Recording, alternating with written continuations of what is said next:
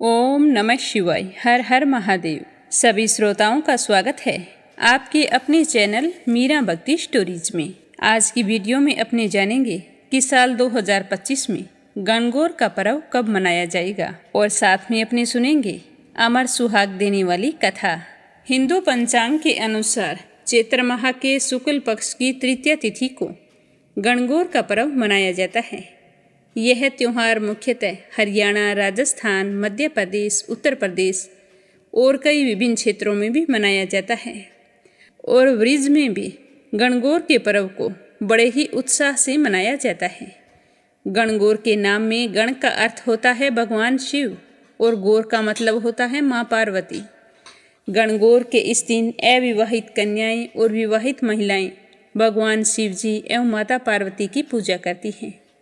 अनेक क्षेत्रों में भगवान शिव को ईश्वर जी और देवी पार्वती को गौरा माता के रूप में पूजा जाता है। माँ गौरी को गवर्जा के नाम से भी जाना जाता है।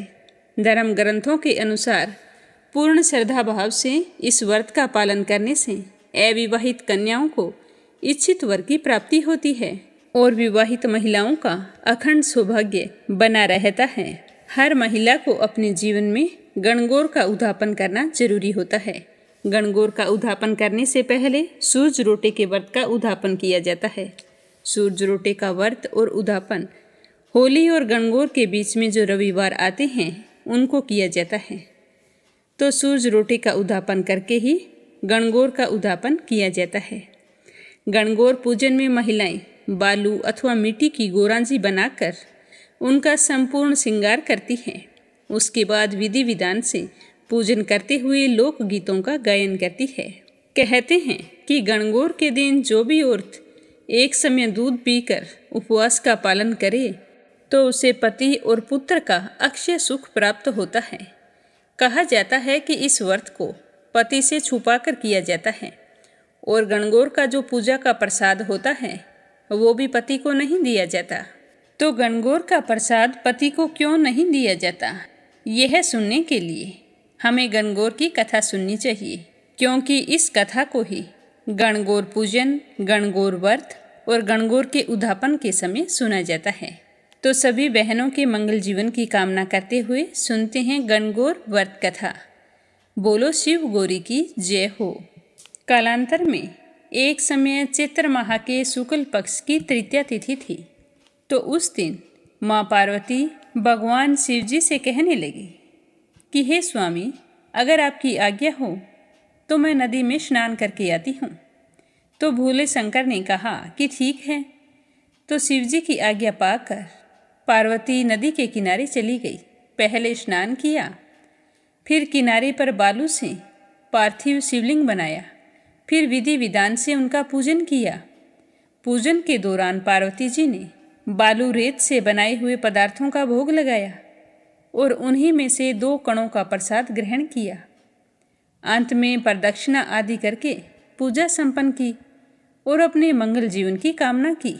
तो देवी पार्वती की पूजा से भगवान भोले शंकर प्रसन्न हुए और भगवान भोलेनाथ उस पार्थिव शिवलिंग से प्रकट हो गए और माता पार्वती से कहने लगे कि पार्वती, मैं तुम्हें वरदान देता हूँ कि आज के दिन जो भी महिला मेरा पूजन तथा तुम्हारा व्रत करेगी उसका पति चिरंजीवी एवं दीर्घायु होगा तथा वह सुखी जीवन व्यतीत करके अंत में मोक्ष गति को प्राप्त होगी।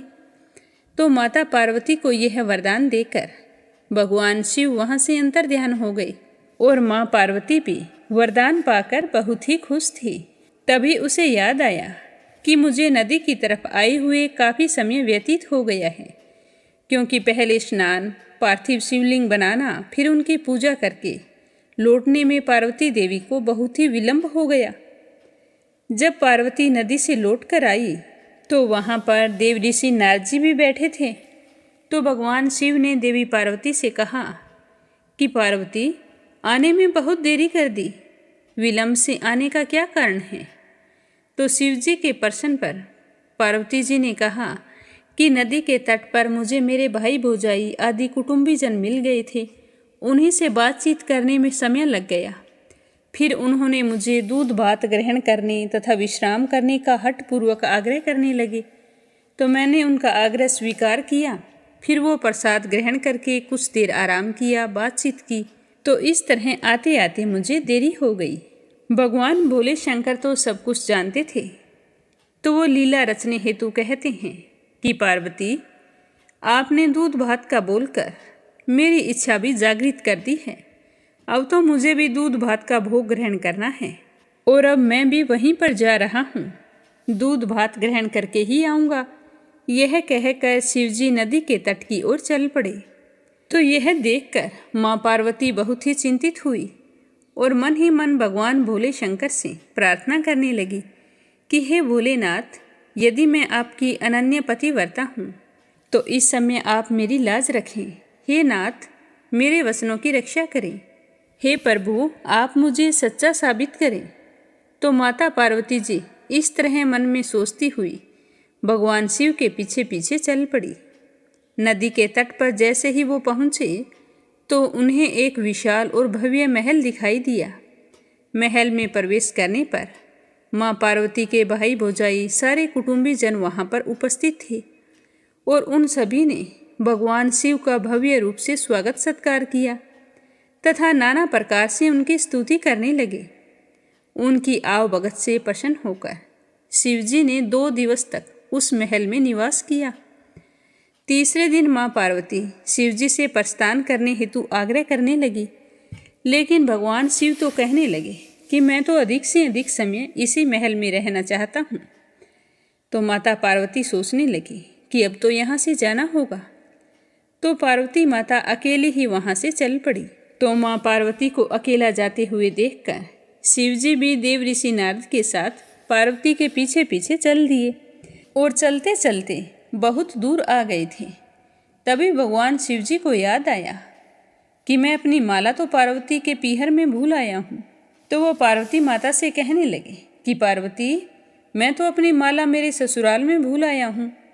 तो यह सुनते ही माँ पार्वती जी तुरंत ही माला लेने के लिए जाने लगी। तो भगवान शिव ने कहा कि तुम अकेली कहाँ जाओगी? देव ऋषि नारद जी जाएंगे और माला ले आएंगे, तुम्हें जाने की कोई आवश्यकता नहीं है। तो नारद जी भोले शंकर के कहने पर माला लाने के लिए चल दिए। जैसे ही वो नदी के तट पर पहुँचे तो वहाँ पर तो कोई नहीं था, कोई महल नहीं था, बल्कि वहाँ पर तो एक संगन वन था जिसमें नाना प्रकार के हिंसक पशु, जीव जंतु आदि विचरण कर रहे थे। यह भीषण दृश्य देखकर देव ऋषि नारद तो हैरानी में पड़ गए और विचार करने लगे कि कहीं मैं कोई दूसरी जगह पर तो नहीं आ गया हूँ। किंतु भगवान शिव की लीला से उस स्थान पर उसी समय जोर से बिजली चमकी।